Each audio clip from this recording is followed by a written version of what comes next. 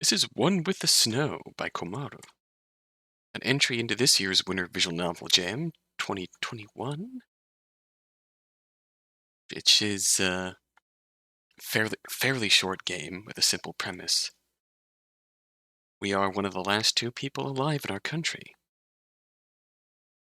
and we're out to try and contact more survivors, if we can even survive long enough to do so. Oh, what is your name? Why not? It all began about a year ago. One day a virus broke out and wiped out the majority of the population. There used to be more survivors, but ever since winter came, I think it's just me and Yuki. We've reached the Torii Gate now. And that girl, Yuki. Met about 3 months into the virus. There used to be a group of us, but now I think Yuki and I are the only ones left in the country. And that means that we're closer to the tower now, right? I nearly forgot, to be honest. Our plan is to make it to one of the tallest radio towers and try to contact other survivors. Unfortunately, there's a huge forest in the way with trees that stretch forever, according to an old map. Let's keep walking. The two of us walked deeper into the woods, and soon enough you couldn't even tell what direction was what. There's only trees and snow around here. Not even the chirp of a bird to be heard. Did you ever go camping as a kid? Huh? These woods remind me of when I was a kid. My family camped in winter a lot. Oh, I see. Well, yeah, I think so.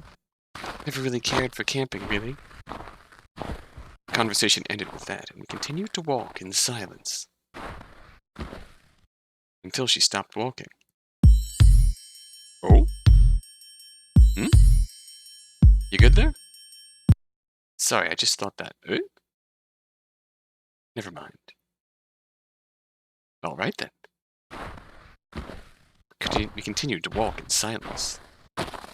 The sky got darker, and the snow heavier. We should set out and... Ah! Yuki! I instantly became more alert and turned towards her. I don't think I can feel my legs. Oh no! This was a common side effect of the virus. Many victims became unable to walk or move properly. Thought that since we survived for so long that we were immune, but... What are we going to do? I could hear the fear in her voice. I'm gonna go set up our tent now. Make sure that we get to that tower, all right? She nodded. With that, I walked away and began pitching our tent from my backpack. One of my hands were practically frozen due to me giving Yuki one of my gloves a bit back. A bit? I think it happened last winter. Time doesn't make sense anymore. Whatever. I then finished the tent. Suppose time doesn't... In that instance, I suppose, it really has been that long.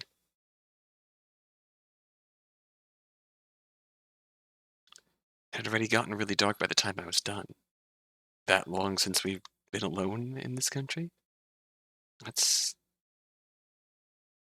real sad. I carried Yuki over, which was somewhat difficult.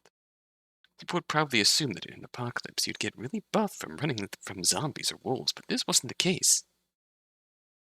Rather, there really wasn't anything to run from, since a lot of the animals were affected too, which also meant less food.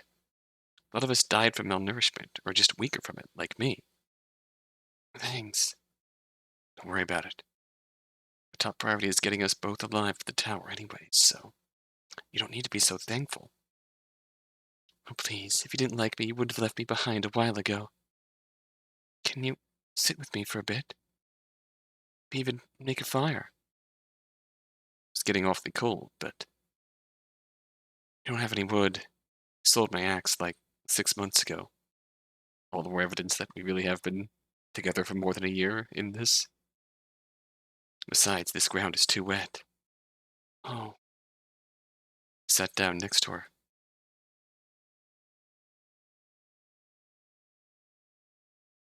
We weren't saying anything, but we were enjoying each other's company. Soon enough, we went into the tent and began to fall asleep. I turned my head at the sudden sound. It sounded like Yuki was struggling to breathe through her teeth. Are you all right? She didn't respond. A lot of the victims soon also lost their ability to talk as well.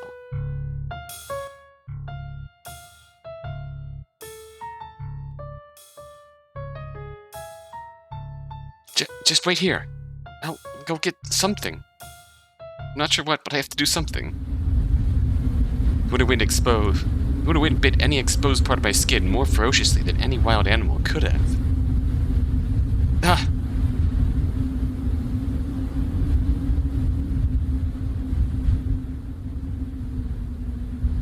I couldn't help gasping in sudden pain, but still I decided to collect water for Yuki. Oh, way. That's my only choice. Alright. I ran north. According to that map, there should be a lake just north of here. Yes! I yelled with joy. I could get this water back to Yuki and help with her pain. Knelt down and scooped some water out of the hole in the ice that coated the lake. Did so again, because each time I went to go get water, my shaky hands would splash it out instantly. One hand was in pain, and the other completely numb, so they made for a terrible water bowl. Shit. I stood up and ran back to the tent. If I couldn't bring water to Yuki, then I would just bring Yuki to the water. I picked up Yuki, who didn't say anything. She only looked at me distantly, part of me worried that it was too late. Two of us went on top of the ice, over to the water hole in it. Did you hear? The voice was hoarse. I almost couldn't make it out. What I could hear was both of our screams as the ice beneath us broke and swept us away forever. If only I had some sort of way to go back to the beginning and prevent this. Ending 1 of 5. In lieu of loading, let's just start from the beginning.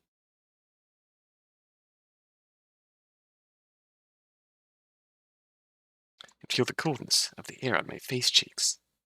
Wait, am I back here? Yes, I had a feeling. Maybe we set that up. I dart my head at the girl beside me. We're at the Torii Gate now. What the hell? How am I back?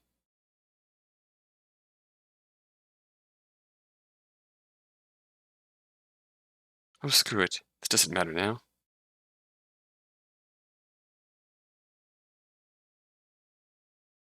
What matters is finding a way to save her. Maybe a couple of minutes ago was but a dream.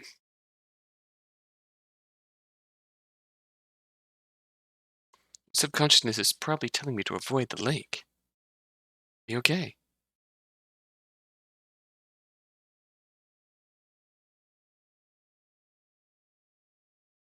You kind of stopped walking and didn't say anything. Huh? Oh, yeah. Sorry. Just thinking about something. About what? Hmm. The future. And we kind of have to think about the future. Why'd you phrase it like that? Are we getting married or buying a house together? I hear the housing market is pretty bad right now. Really, I mean, what happens if people do hear the radio signal? Then what? It's not like they could helicopter us out. Don't tell me you're getting second thoughts. Isn't this the whole point of our journey? Yes, but...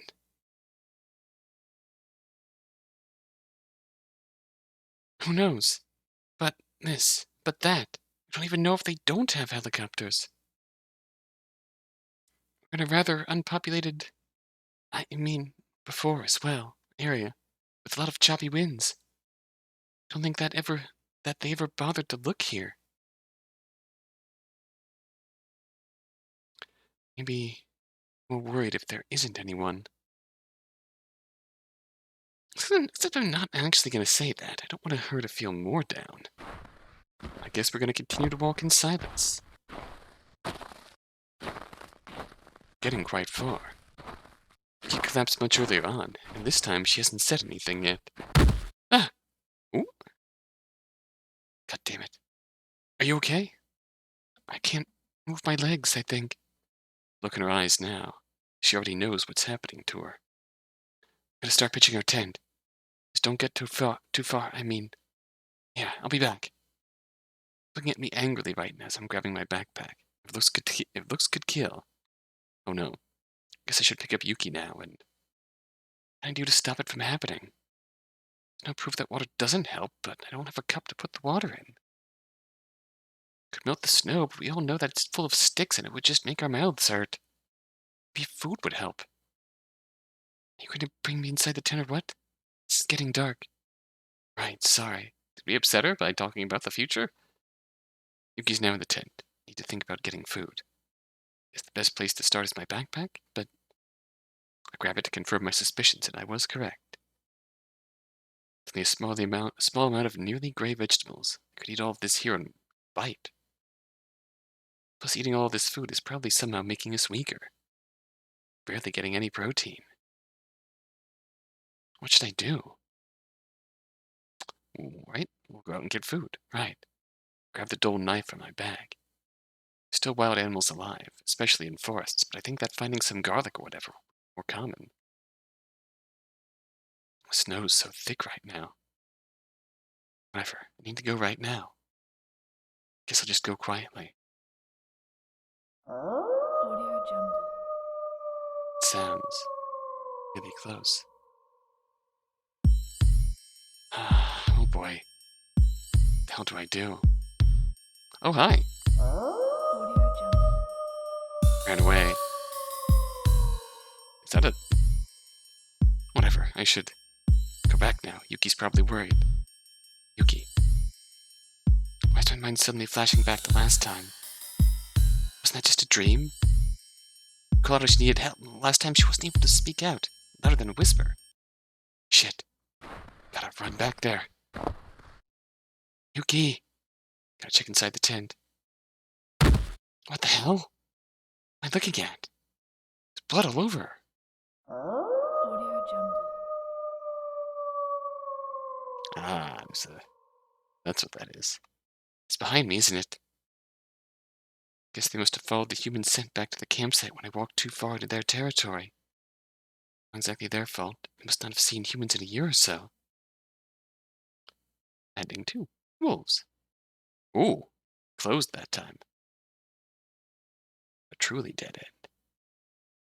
Now it seems like the right move is to start again. Type. I could feel the cold air again. Somehow I managed to escape death yet again. The hell is happening? We're at the Torii Gate now.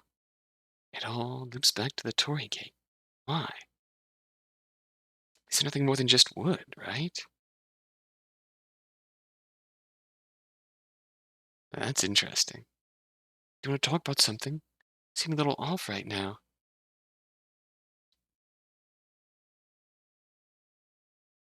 Oh, sorry.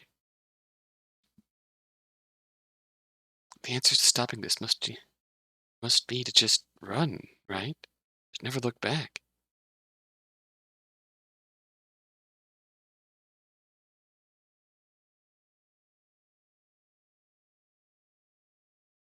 I was thinking, let's just walk through these woods without setting up camp. Why? These woods are several miles long.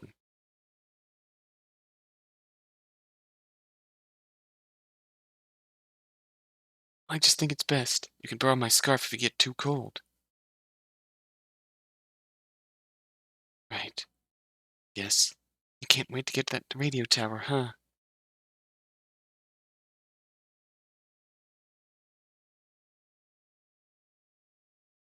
Must be it. Right, I think I'm on the right track this time.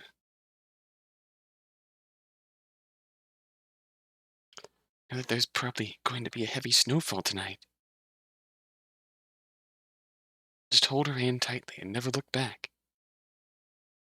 It's snowing faster and earlier than it was last time. This is a good sign. We've been walking for 3 hours now. My legs might collapse. We have to keep going. What's with the sudden urge, huh? Can't we just set up camp here? My legs might actually give out. Know that I can't let her stop, or else she's going to have the virus fully take over. It's a sign that it's different this route. Should I hold your hand or something? Sure, I'd like that. I'm gonna go to the radio tower probably as much as you. Besides, the pain in my legs will pass. Finding more people is important, I guess. Thank God. Reach out my hand. She takes it. Oh, wind is so loud and there's too much snow. I can barely feel her hand on my bare hand. Maybe that's because it's gone numb. We both have simply lost all the heat inside of us. Can't see shit through the snow.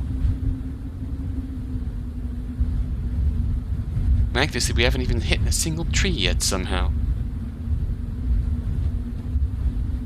Yuki, you doing alright? I can barely hear my voice over the wind, much less my footsteps.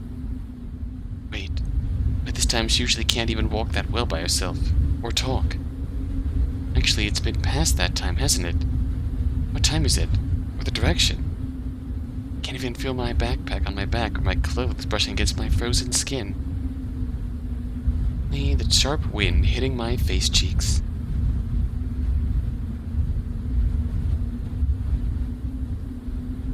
I guess I should keep walking.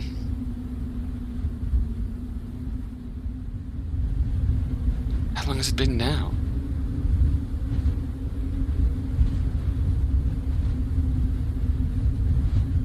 Yuki, I think I might almost be there.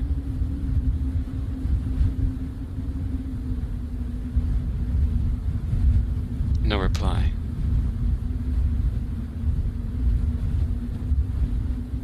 I spot the air near where Yuki should be following.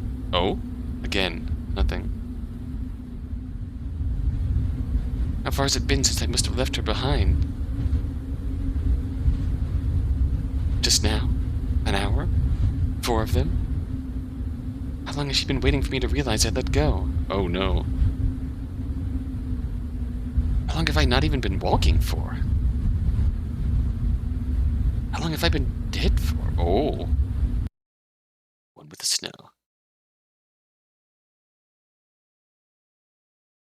I could see that legitimately happening if you're in like whiteout conditions and your hand's going numb. Their hand slips out of yours. You don't even feel it. You can't even see it. You can't even hear it.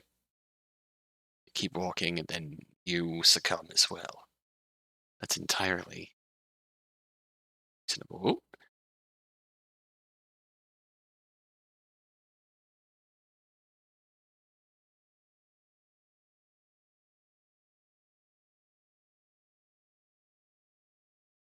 Round 4. I'm back once more. And look, a torii gate. That means we're close, right? Oh, how I wish that were true. Nothing works. Helping her doesn't. Running away with her doesn't. I don't even care if I die forever now. I'm just going to spend the night with her. I'm going to do anything but that. If the wolves come for me again, so be it. I love torii gates. I think they're beautiful. Huh? Oh. Me too. What do they symbolize again? The transition into a sacred world. Neat. So did you grow up near these things?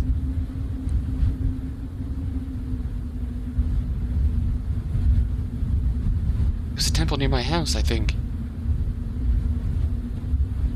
I barely remember.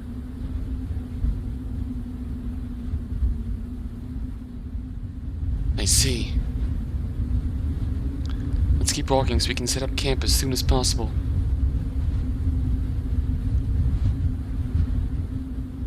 It's like a couple times ago, she's in the tent now, because she can't walk and her voice is hoarse.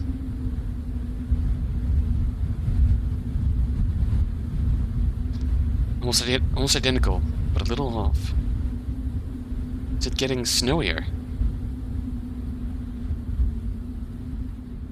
Whatever, I can solve this mystery once I'm dead for good. Two of us are cuddling for warmth inside the tent. Do you think that we're going to make the night? No, if I can be honest. We've made it this far, haven't we?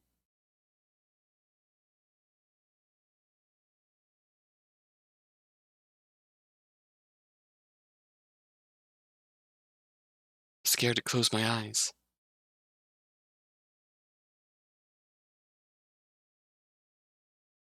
I'm scared to drift off to sleep and never awake like everyone else did. I know that I have the virus too. It's rather dangerous of you to be so close. The truth is, I don't care about contracting the virus. I think we'll be fine if we're together. Promise each other to stay near each other's sides to the end, right? The probability of us surviving is decent. There's nothing else we can do.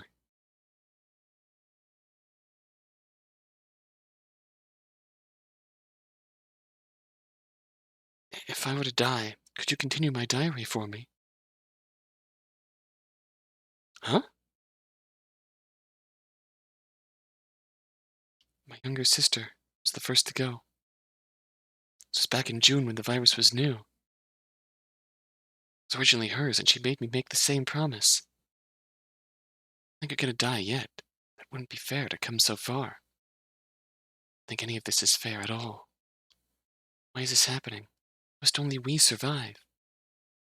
Why, when we're finally closest, is when we have to say goodbye? I don't have anything to say to that. Or to think about how you just can't wait for her to fall asleep so I can finally just rest for real. Instead of being an absolute jerk, I just hug her tighter. She doesn't have the energy to return the gesture. Soon enough, she's sleeping peacefully. Join her. End?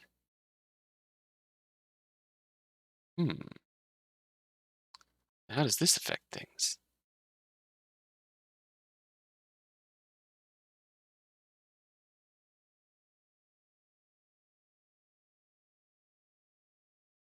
The hell?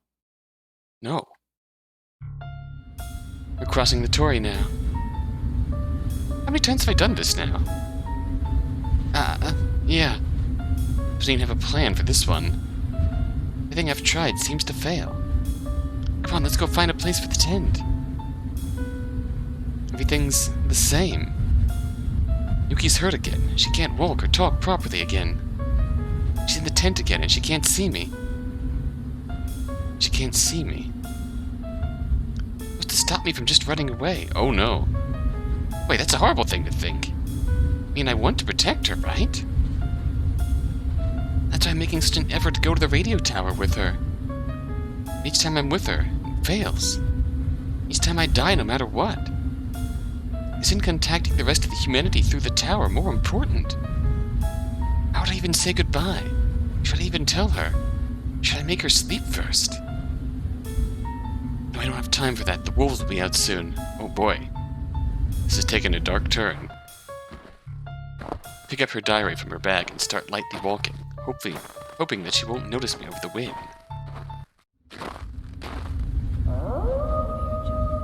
I must have picked up on her scent by now. Oh wow. I keep walking. Does this make me a horrible person? It's for the good of humanity, right? Was leaving what I love worth it? Goodbye.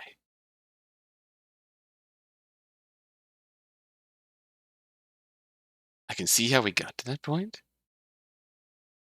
Oh gosh, I can see how we got to that point. Oh, thank you for playing One with the Snow. Oh gosh, it is the end.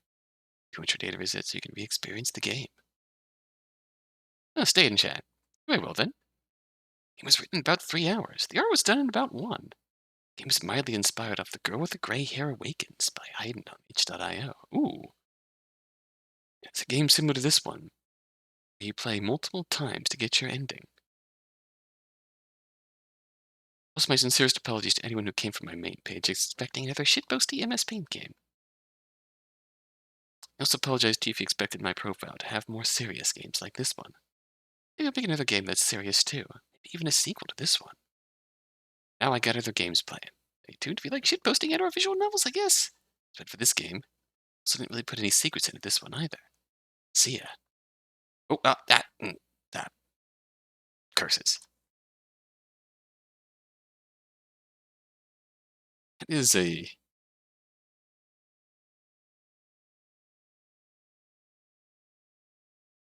For being put together so quickly, I think I enjoyed it. The final path, final ending was admittedly kind of jarring, but I still understand how we came to that resolution.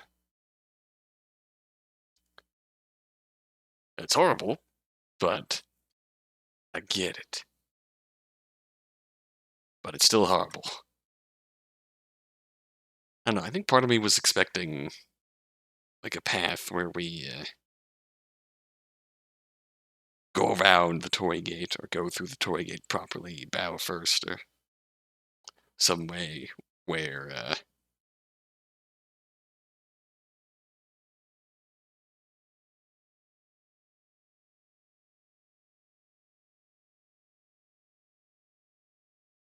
some case where the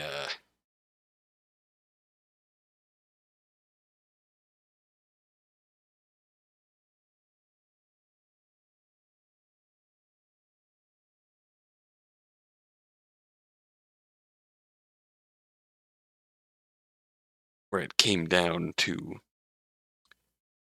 obviously going through the Torii Gate is a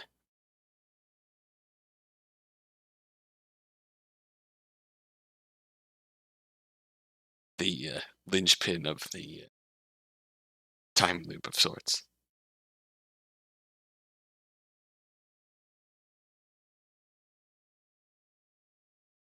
I will admit I was expecting, if anything, a happier end, where where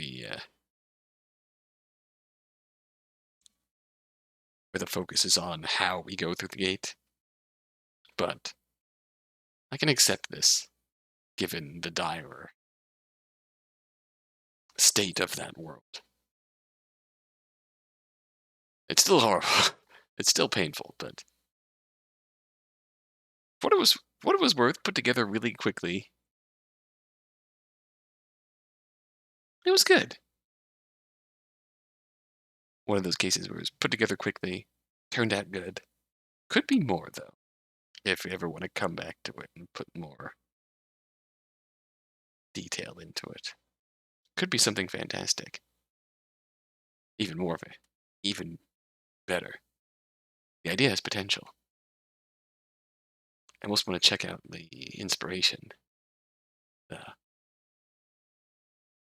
for now, this is it for One with the Snow. Till next time, until then. Welcome.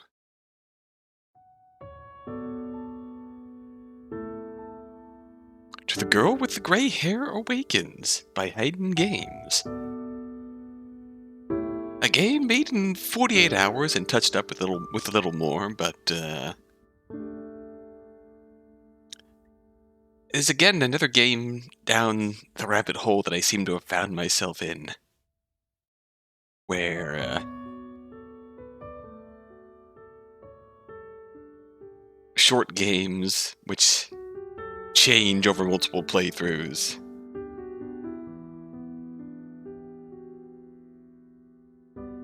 Which you have to go through a number of times in order to get the full story, to get the final true ending of sorts.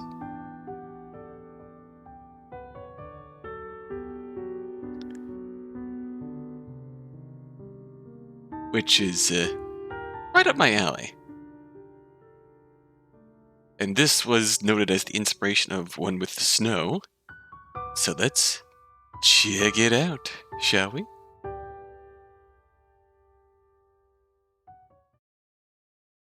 And the girl with the gray hair awakens to a room littered with glass shards, light flickering into the room, scattering everywhere. She doesn't remember anything.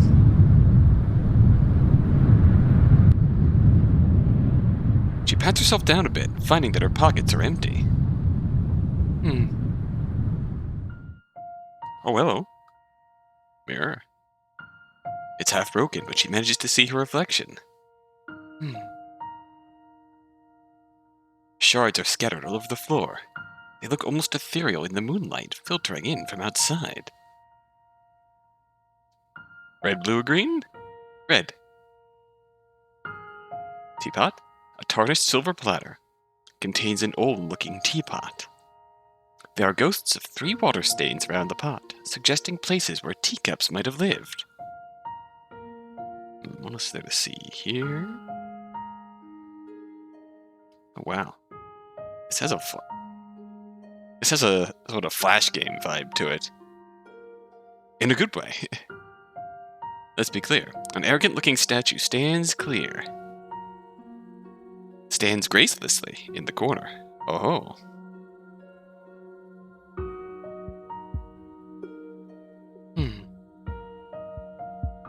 Its judgmental stare seems to follow the girl.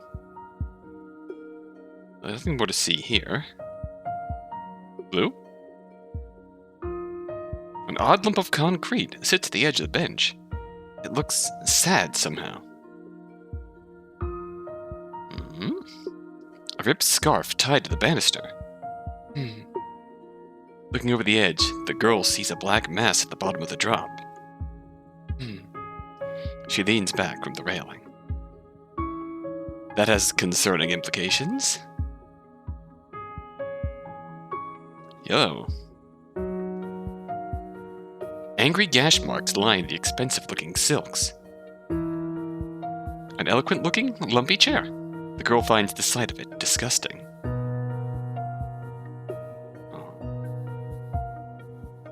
The room is cold, the moonlight seems to dim, and the glass shards turn black. What do these people think of your actions, miss? What do they think?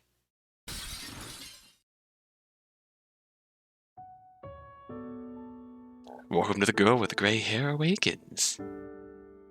Let's check it out. And the girl with the red hair awakens to a room littered with glass shards, light flickering into the room, scattering everywhere. She feels scared, but unsure why. She pats herself down a bit, finding that her pockets are empty.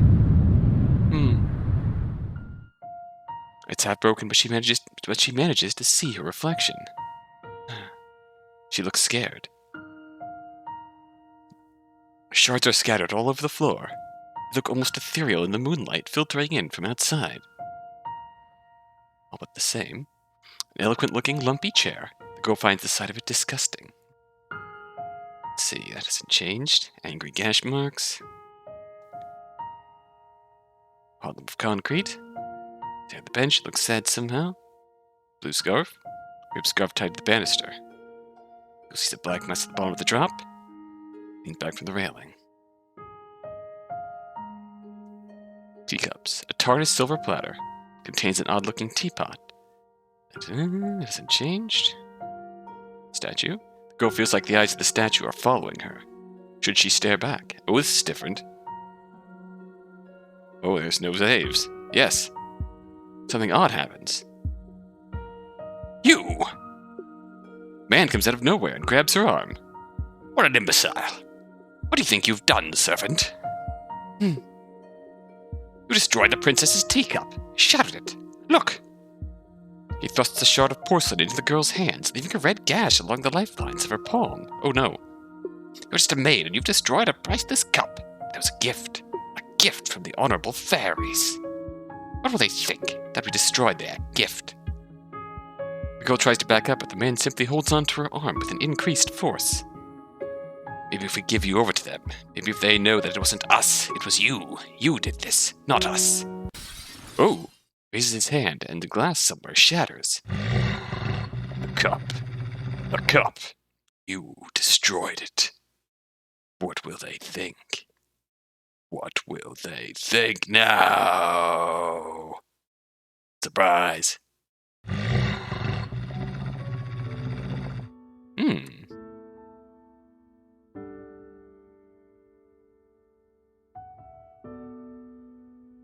Is this a past life thing? Or is this just a series of actions leading to everything becoming grey? And the girl with the blue hair awakens to a room littered with glass shards, light flickering into the room, scattering everywhere. She feels a bit foggy. Pats herself down a bit, finding a single shard of porcelain in her pocket. Ooh, is this the key we need to... Half-broken, managed to see a reflection. She looks arrogant. Oh, the statue is gone. Odd-looking teapot. No more man in the corner. We still find the side of the chair disgusting. We look arrogant, though. Gore can faintly hear her crying. Touch the statue? Not yet. Rip scarf tied to the banister. You'll see the black mess at the bottom of the drop. She leans back from the railing. Okay. Let's touch the statue. Something odd happens. Oh, the woman looks up. You're one of us. As a member of lesser aristocracy, what will we do now? We were going to drink some of the princess's tea, but now it's gone. The cup broken, the whole pot lost. What if we become like the town? The fairies will be angry about their gift being broken. Surely they'll be furious. How could we be mean to them? They'll think we're just like those villagers. But we're not. We're not like those poor dirty fools. Without that tea, what makes us any different? The woman gets up and looks over the balcony. Maybe you're like me. I can see it in your eyes. To grasp any sense of safety, to steal sips of the princess's tea while she's not looking, in order to be granted the fairy's blessing. Anything to not become like those villagers. Lesser aristocracy. Dealing with the princess. She turns back to look at the girl, a bottomless expression on her face. What choice is left now? Now that they're surely angry at us. Some tried to flee, others tried to climb down the walls with their scarves, and some used the fragments of the cup on themselves. Perhaps it was a futile attempt to inject forgotten droplets of the tea into their own blood. The woman seems to be holding something. The girl gets closer to see a small piece of porcelain in her hands, which she reaches out and gently touches. Take it. It's not much longer now. She presses it into the girl's hands. A blast of cold air comes from down below, almost knocking the girl down. What do people think about what you've done? What do they think? This is one of the fairies, I presume. So we have blonde hair. The girl with the yellow hair awakens to a room littered with glass shards, light flickering into the room, scattering everywhere. She feels empty. Pats herself down a bit, finding 2 shards of porcelain in her pocket. Let's see, shards are scattered. She looks weak. Oh, interesting. No more girl there. Rip scarf. Black mess at the bottom of the drop. Fairy's blessing. A maid. First instance, it was a maid. Second instance seemed to be one of former aristocracy trying to steal a drink. What about this time? Odd feeling coming from the chair. Touch it? Something odd happens. Daughter, you're alive. We were so worried after the teacup shattered. It's all right. Everything is going to be all right. The fairies will understand it is not our fault. We didn't mean to insult them. We can give them some of the servants, or even the lesser nobility if they're that furious. It's going to be okay. We had a deal after all. This won't break the deal, I'm sure. You don't look like you were harmed at all. Red hair princess. Red hair girl is a maid. The maid who broke the cup. Blue haired girl is a lesser aristocracy. It's a lesser aristocrat. Tried to steal a drink of tea. You don't look like you were harmed at all. I'm surprised. The teacup shattered right in your hand after all. I was worried the tea would scald your skin, but you seem alright. I didn't get away so unscathed. Look, this long piece struck me in the shoulder. It's a very violently exploding teacup. Man pulls out a long piece of porcelain, gently placing it in the girl's hands. Don't worry, my dutiful daughter. Once we settle this little accident with the fairies, we'll continue on like we were meant to. Make another pot, you'll drink it and accept the fairies' good offer, and then you'll ascend to the throne. Gives her a smile. See, everything will be all right. There's no need for you to say anything. Listen to them. Listen to what they think. But what you did, shattering the teacup, do as they think you ought.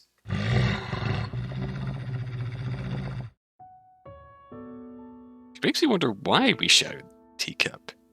Maybe it wasn't unintentional. And the girl with the gray hair awakens to a room littered with glass shards, light flickering into the room, scattering everywhere. She feels a bottomless anger bubbling up from the depths of her soul. She can feel the weight of 3 shards of porcelain in her pocket. Shards are scattered. Ooh, the girl with the gray hair and 3 shards of porcelain in her pocket approaches the mirror. In it, she sees the reflection of the daughter of the king who made the deal with the fairies to save his own skin. See, you are a dutiful daughter. Follow your father's footsteps. Take the deal.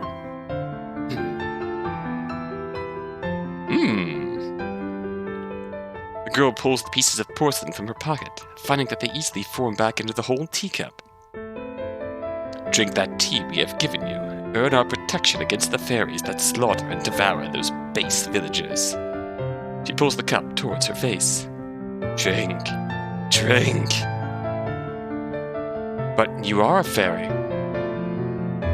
She locks eyes with a creature hovering over her shoulder. Drink the tea the fairies have given us to protect us from the fairies. Sacrifice our people to save ourselves, living in fear of the day we step out of line. Silence! No, my father might have taken your deal, but I'm a new ruler. I threw your teacup to the ground once. I won't hesitate to do it again. No, you didn't. Didn't you hear them? They think a poor, lovely servant girl broke it. See how we help you? They would have blamed you otherwise. Take our offer. We will live in fear for the rest of our lives. Not you, just the villagers. You would be safe. We continue to protect you, keep you from harm. When the villagers are dead, you'll come for the palace servants, then the lesser nobility. When there's no one left, then you'll come for us. I see you for what you are, and I refuse. What of your father? Would you defy him? It is my coming-of-age ceremony. I am now an adult, and I make my own decisions. The girl holds the teacup above her head. But what will they think? What will they think? Refuse! Booyah! The girl throws the teacup to the floor. Its already weakened wall is shattering upon the impact. The shards of the glass on the floor catch the light flowing in from the outside, black figures drawing in around the corners of the room. The figures engulf the girl. The moon rays engulf the blackness, leaving only light. Girl wakens from a long dream. The girl with the gray hair awakens. Visual novel made in 48 hours. That was really cool. Yeah, I like that.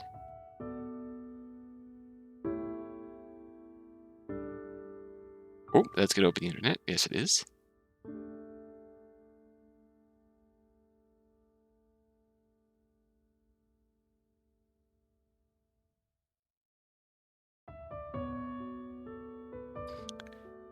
What can I say? Again, for being made in 48 hours, that was really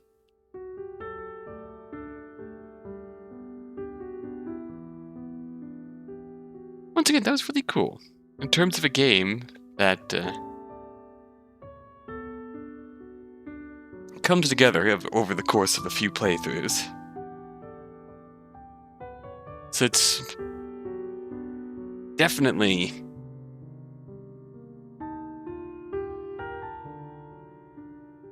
it might not have come together how you expected it, with the whole what will they think judging you turning out to be they think you didn't do it.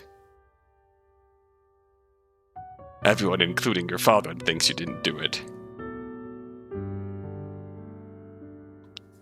And the whole red hair, blue hair thing was...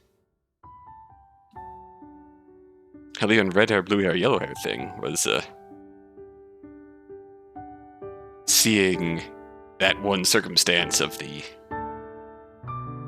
fairy's teacup breaking through different perspectives affected by the fairy's quote-unquote protection.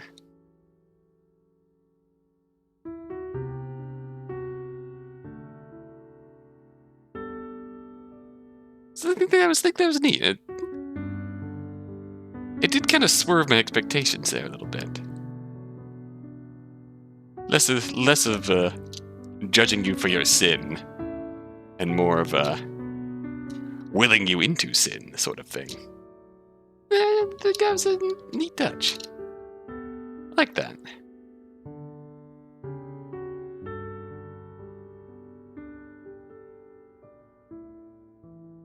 Again, that's a sort of short form style that I'm really growing attached to. This story told over multiple playthroughs. So if you know any other games like this,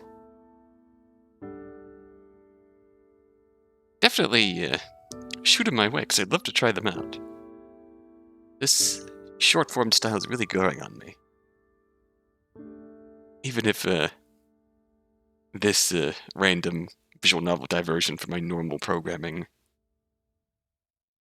is just filling the gap between Christmas and New Year's, it's something I definitely want to go back to.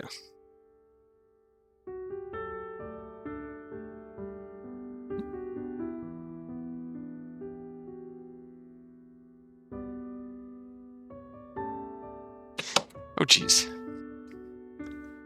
But I enjoyed this, I think. I enjoyed this. And I enjoyed one with the snow.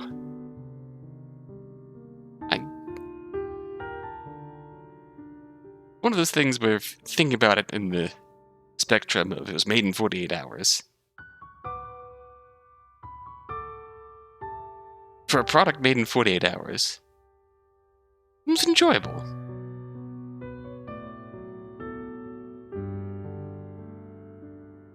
So I hope you enjoyed. I hope you're having a good holiday. Until next time, though. Until then. Thanks for watching.